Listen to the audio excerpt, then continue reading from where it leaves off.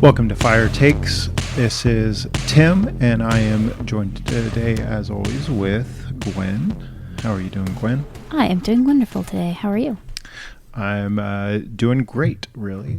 It's actually a really special day. It's Gwen's birthday today, and we're doing a quick recording. So hopefully this will be fun. In honor of Gwen's birthday, we're doing something a little special on the podcast today. I wanted to talk to Gwen about her story.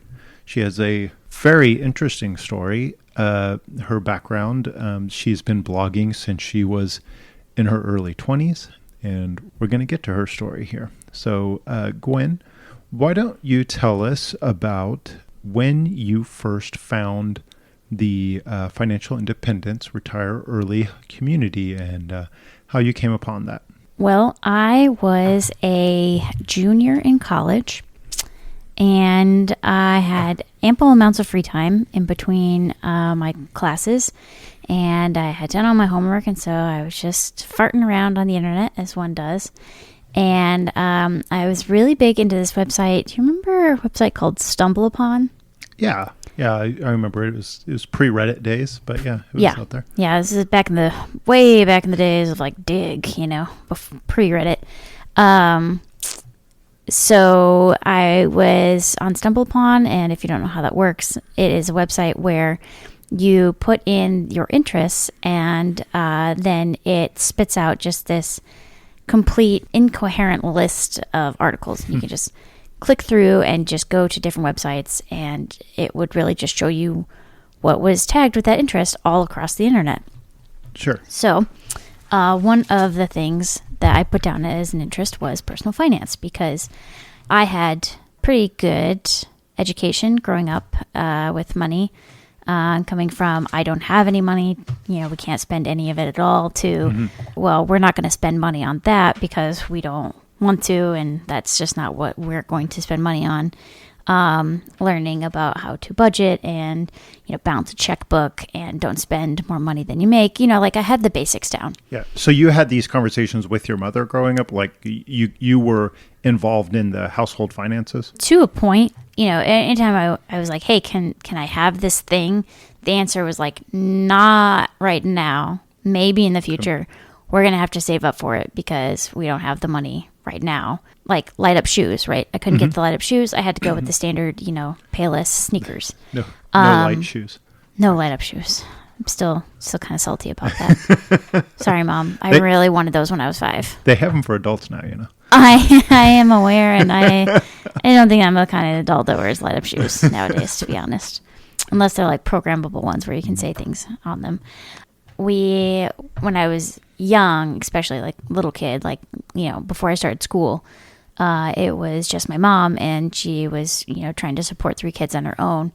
So we just didn't have a lot of money, but we were still able to do things. Like I remember she would budget in McDonald's every time we had to do our laundry. We'd go to the laundromat. The McDonald's was right across the parking lot. We'd get a Happy Meal, and then we would all sit there and do our laundry. And, that was like a really good time, even though it was like a little pleasure because we didn't get a lot of those. Sure. It was like a little special treat, like, oh, we got to go do laundry. Okay. That we can get McDonald's. And the answer would have been yes at that point, because that was like built into our budget. Right. But I didn't really know how to, work a household finance or adult level finances beyond you should be saving for retirement and don't get super high interest loans if you need anything. Right. So I didn't feel like I had a good grasp on the basics of how to adult finance. Yeah. I guess that's really the question I have is, how do you go from having that maybe scarcity mindset to, no kidding, clicking personal finance on Stumbled Upon? Well, I mean, you always want what you can't have, right? And after my parents got married, my mom, my stepdad, we moved to a very nice house in a very good school district. And my classmates had money, and I didn't. And so that kind of sparked an interest of okay, they have what I want. How can I get there, kind of thing? I'm very aware now of the Right. level of money that we have, and that's not their level. Got it. So yeah, not only the scarcity, but the knowledge that there's something bigger than what you've experienced. Okay. Yeah. Great. So anyway, stumbled upon. So stumbled upon, clicking through, just, here's cute cat pictures, and here's a knitting pattern. And, here's an article from a site called Mr. Money Mustache, and it's all about how to save money for early retirement. And the appeal to me was, at that point, less about, like, getting time back and more about, like, here are the guidelines on how to have a lot of money. Gotcha. And I didn't know these things. Like, I didn't know how much you should be saving in your 401k or what a 401k was. I didn't know about all these, like, IRAs and the different kinds of them, and pre-tax and post-tax spending, and what a brokerage account looked like. So, like, getting to see the inner workings of people's budgets in real time on the internet was incredibly helpful. And I was like, okay, well, I definitely want how much money they have. And so you're telling me that all I have to do is save $700 a month as a 24-year-old, and I'm going to have money. Yep. Sold. I'm in. Let's do it. So did it start as a pursuit of wealth as opposed to a pursuit of leisure, i.e. financial independence over retire early? Yeah, definitely. Okay. Because I had leisure and I didn't have money. Gotcha. So when I started working, it flipped. I said, okay, now I have money coming in. More money than I've ever had in my entire life. Sure. But now I have the least amount of time that I've ever had in my life. I want to go back to the lifestyle that I had in college, where I did something for 2 or 3 hours a day, did some things here and there, and then the rest of my time was mine to do whatever I wanted with. Right. And now you're looking at, like, the Mr. Money Mustache, retire frugally with just enough money to survive. Yeah. But retire as quickly as possible. Carefully calculated, how much money do I need to survive? I'm going to work as hard as possible to save up that minimum amount of money, and then I'm out. Interesting. Okay. And then you kind of really began your FIRE journey in earnest as you got adult paycheck in your early 20s. Is that correct? Yeah. So I gave myself the first 3 months of working my post-college job after graduation to buy kind of like the household necessities of what you need to have a house. Like my own bed and a dresser and a kitchen table and chairs and a couch and, like a TV, like the basics of what you need in a house that you don't necessarily need when you have just spent the last 4.5 years bouncing between dorm rooms and military barracks. So you're on this path. Did you have a goal in mind at that time? Like, did you have a retirement date that you were shooting for? Yeah, I said that I was going to save $635,000 by the time I was 35. Okay, 635, and then you use the 4% rule to determine you could live off of 4% of that. Yeah, which was like, I don't even know, $23,500, something, $24,000. So like pretty Spartan retirement. Pretty Spartan retirement, yeah. Okay. Because like the big examples 10 years ago, when the FIRE movement was just getting started, were all these, usually married male bloggers who were some sort of engineer and were very interested in living frugally. And that's kind of like the main message back then was spend as little as you can, save as much as you can. And that's the way to do early retirement and financial independence. Got it. Okay. And then did that change for you? And talk about the beginning of that change. Yeah, so it did change. I saved $200,000 in 5 years by the time I was 27. And I realized that my goal was built on kind of a lot of assumptions that I shouldn't have necessarily made. So all these married bloggers that were talking about what they were able to do wasn't necessarily realistic for a single household. So I could be like, yeah, I'm also saving 70%, but I was only earning like $85,000, and they, as a household, were earning $300,000.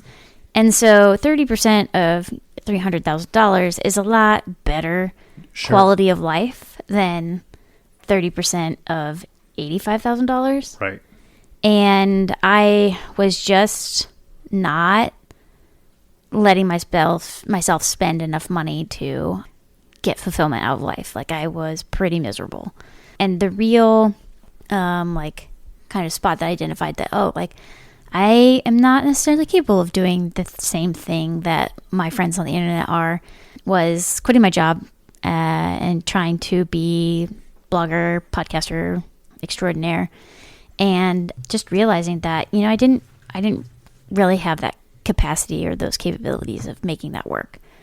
And so I went back to W-2 work full time, but I had to move to Washington, D.C. to get a job. And so I came back into the working world at the same salary, but now I was in a area where the cost of living was like double, at least, where I had been.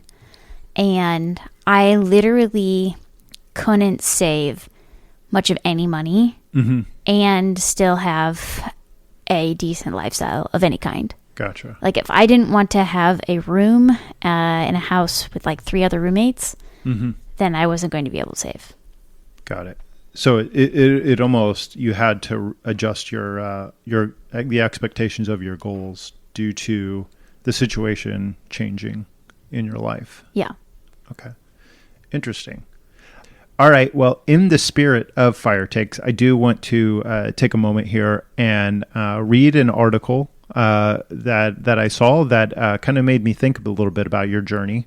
As someone here in a similar situation. Well, go ahead. That's kind of the point of this whole podcast, right? That we're starting, is that you and I are going to give our viewpoints on the conversations that people are having on the internet about personal finances. Right.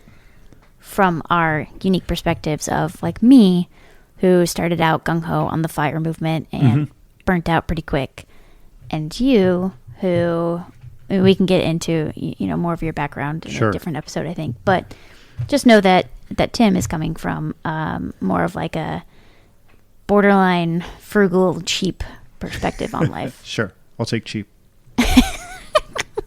You're not cheap, but you could go revert back to that very easily. I think that's more of like your default setting. Right. Yeah. Factory defaults. Okay, right, cool. So moving into the story. Sure. Yeah, let's go ahead and read this. All right, this is a post from our Fire, so just a Fire dedicated subreddit that I'm reading quite a bit of.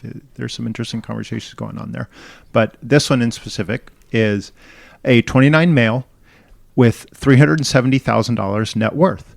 I don't enjoy my life right now, and I think I really messed up by prioritizing financial stability over everything else in my 20s. I don't know, is that seems somewhat familiar. So OP says, I graduated with a Master's of Engineering at age 23. I've been working at a Fortune 500 for 6 years. I really enjoy my current role. Work from home, $145K annual total gross pay.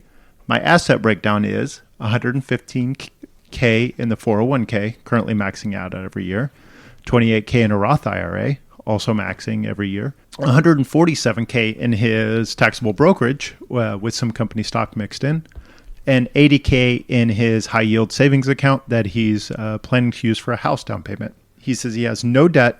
He moved home with his parents a couple of years ago because his rent in the city was going up to $3,500 plus, not including bills. Oof. That's a lot. That's not a fire kind of a rent to have to pay. I've been paying my parents' mortgage $800 a month since I moved back, along with my share of their bills. This has opened up about $3,000 in savings for me per month, which has really helped me build wealth in a very short period of time. It also helped that I've nearly doubled my income in the last 3 years. I'm currently able to save and invest around $6,000 a month now. Which is incredible. That's really incredible. And that is something, that lifestyle control, when you can double your income and not inflate your lifestyle, holy cow, you can do amazing things with your money. Mm-hmm. Anyway, back to the article. I'm having trouble deciding on what to do with regard to real estate. I want my own place, but the median home price in my area is $450,000 with a 7% interest rate. Even though I have a 770 credit score, it seems like the rates aren't coming down anytime soon. This is just from a month ago, so yeah, I mean, it can get better than 7, but yeah. I have enough for a down payment, but I don't want to put myself behind the 8 ball and become house poor. This time, I'm thinking of heavily prioritizing my high yield savings account this upcoming year to get to 120 to 130K, so I have more wiggle room. I could explore duplexes to help pay my mortgage through renting out the other half. But to be honest, the idea of buying a house totally stresses me out right now. I feel like I've been grinding at life since I was in high school. In college, I heavily prioritized academics and stayed home and studied while others were out at fraternity parties. Then I feel like I blinked and my 20s are gone. I have very few friends still around, no chance at dating, and overall I feel like a failure outside of my financial state. I could move out right now, but I don't want to go back to paying $3,000 in rent just for something a step above a shoebox. I don't want to buy a house that I don't feel ready to take on by myself just yet. I'm trying to better myself, but at the end of the day, I never feel like I'm doing enough in life outside of career and financials. I wish I could express this better. I guess I'll try to use this anecdote. I went to a friend's house the other day. There were a ton of people there. I gathered that all the people there were waiters and waitresses at different restaurants in town, and that was their career, even though they're all in their 30s. Few of them admitted that they still live with their parents rent-free, but they were happy. Everyone at this gathering was a couple. I was the only single person. I've had traumatic experiences with women and have only experienced failure to the point that I've never dared to try in years. Nobody has ever seen me as a romantic option, and it is what it is. This is probably a unique problem to myself, but, So unique. but could potentially serve as a warning to others. I'm in a pretty good spot financially for being almost 30, but my social life is basically non-existent. Balance is important. Money is very important, but it's certainly not everything. Tomorrow's not guaranteed. Don't live the way I've lived so far, because even though I should feel comfortable now, I'm not happy. Life feels totally empty and void of fun. So, Gwen, what do you identify with and what do you not? Well, I definitely identify with a lot of it. I only briefly lived with my parents, but it was at a pretty low point in my life. And living with them solved financial problems, but it didn't solve other problems and actually probably created different problems. Sure. It feels like OP is very smart and knows exactly what the problem is, but doesn't want to address that issue because of the financial aspect. There's the saying that money solves money problems, and he's got the money solving problems fixed, right? He's good. He is set on the money well on things. his way, yeah. But he's so ingrained in this mindset of I have to save, get ahead, that he has put everything else to the wayside, and he knows it, right? He doesn't have what he considers really good close friends. He's not even dating at all. It sounds like his mental side of things is more tenuous or more fragile than the money side of things. I definitely see echoes of my 20s in this post. I prioritized money over basically everything else. And, I definitely lost out on opportunities because I was unwilling to spend the money. I had a couple of relationships that petered out because I wasn't willing to invest in them because I was too busy investing in my own future. Sure. And not creating room for others. Hey, you didn't know it, but it's our future now. I'd like to think of it as our future now. But it's dating is hard, and I feel like society in general has gotten quite difficult, especially for single men. I think this is said that there's an epidemic of loneliness among American men, and I feel like he's experiencing that. But like he gives advice out at the end, says balance is important, money is important, but it's certainly not everything. Tomorrow isn't guaranteed. He knows what he needs to do, and I don't think he's willing to do it. And I feel like he should probably explore that with a therapist. Right. Yeah. Yeah. Top comment: get friends, a hobby, a therapist, or a combination of the three. Yeah. To some degree, do you feel like that's what you did? Or like, is that how you maybe turned a corner? Well, so I have always been blessed to have good friends. I made a lot of friends in the fire movement who thought like I did. And so that part was not a problem for me. I always felt like I had good friends that I could reach out to and do things with, and that we were all aligned, that we didn't want to spend a whole lot of money necessarily. I've always had a lot of hobbies. Most of mine are creative hobbies by myself, but I still manage to, do things through those hobbies with other people. And I did go to therapy. Yeah. And I don't know how much. Yeah, we don't have to do a play-by-play of your therapy sessions here. Well, the takeaway from the therapy sessions was, it's not you, it's them. Oh, okay. Yeah. So, and in my case, he was right. And I just had to wait for my peers to grow up and get on my level. And that basically I hadn't met the right person who would appreciate what I brought to the table. So, but this guy, he's like, well, I've only experienced failure. Ask me how many dates I went on that petered out into nothing. Yeah. Like dating is all about, it's a numbers game. Yeah. And you have to experience lots of failure typically before you find your person. Yeah. That's part of life. Right. And I feel like he hasn't quite accepted that, because overachievers, right? If you can't get it right on the first try, why even bother, right? Right. Yeah. Interesting. So is there more to say about how you kind of came out of this? What is your philosophy on fire these days? I would still very much like to be early retired. Interestingly enough, I don't think I'm that far off of my original goal now. Yeah. It's kind of hard to see where I'm at individually because of our finances. Our finances. But yeah, I mean, you've got a 1 year left to your 35 goal. Yeah. $600,000 doesn't seem unreasonable. Living off of $23,000 seems very unreasonable. Very unreasonable. Yeah.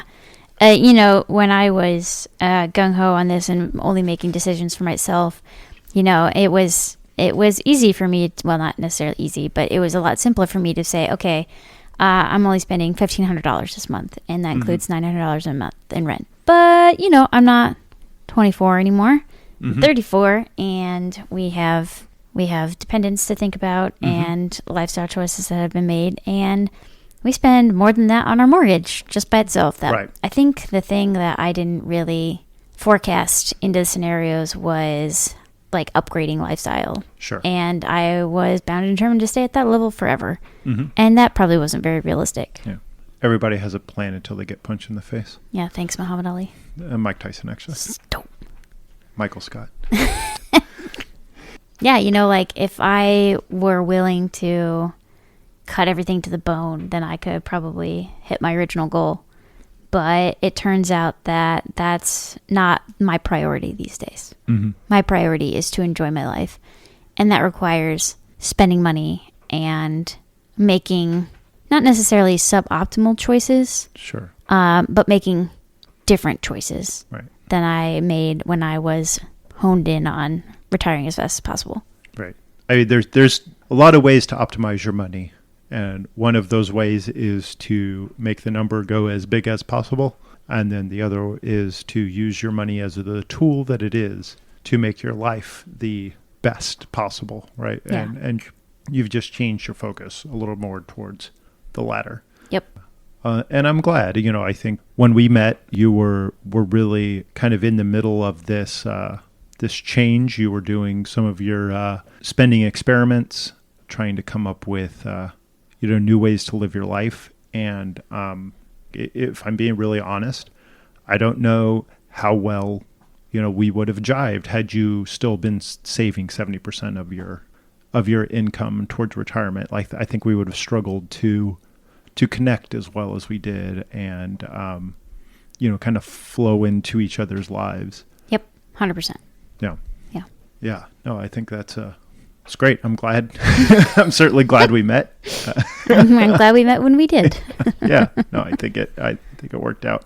So here's a question for you, Tim. Mm-hmm. When do you think that you get the most out of spending money, the most value out of spending money, and like participating in capitalism? Right. When do I love capitalism? That's the question I heard. Well, that answer's easy. It's when our stock portfolio goes. Yeah, stock goes burr. I often get buyer's remorse on most anything I buy. There are very few things where I'm like, glad I got that exactly when I got it. So like that is part of my journey, transitioning from being cheap to being an intentional spender, is really trying to appreciate the things I spend money on. And there's been a couple of big purchases that I've made. One that really comes to mind is when I bought my Chevy Bolt. I bought it in cash, brand new. I loved that car. And then you emptied your savings to buy that car. I emptied my savings, my just my high yield savings account to buy this car.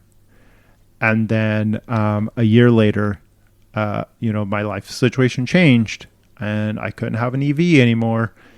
And I had to trade it in for less than half of what I paid for it. And that really burned me. I think that, that was my biggest embrace of capitalism, and it blew up in my face. And, I feel like I'm a bit, once bitten, twice shy. And I'm going to have to kind of come to grips before I make another big purchase on something, and be maybe a little more thoughtful on the various pitfalls. But I really loved that car. I loved buying it. I did not regret it at all the way up until I had to sell it and got almost no money for it. Up until you regretted it immensely. And then I regretted it for now 4 years. But I think about it. I deliberately opted out of spending money and participating in a lot of capitalism in my 20s, and I don't think that I really regret it. But I think the value of the money that I spent then was higher than the money that I spend now.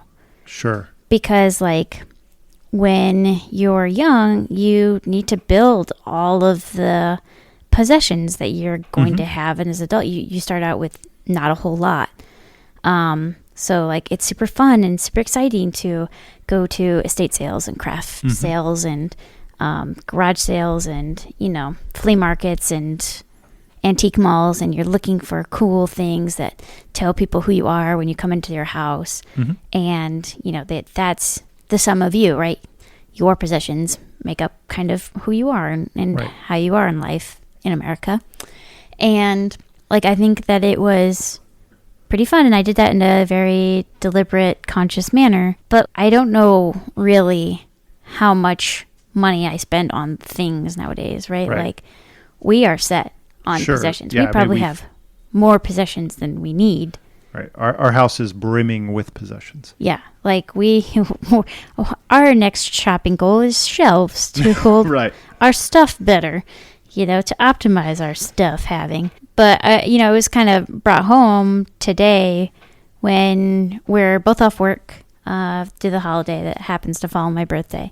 And we went out and we got some requirements that I needed to replace things with. And then we're like, oh, what, since we're out and about in the shopping area, let's just go, to this fabric store that's right here that I really enjoy sewing, and they're having a 15% off sale.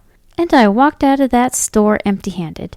And it's like, I am just having to re-examine my relationship with buying things and how we pass the time participating in capitalism when we don't need anything and we don't even really want anything, because where are we going to put it? Right.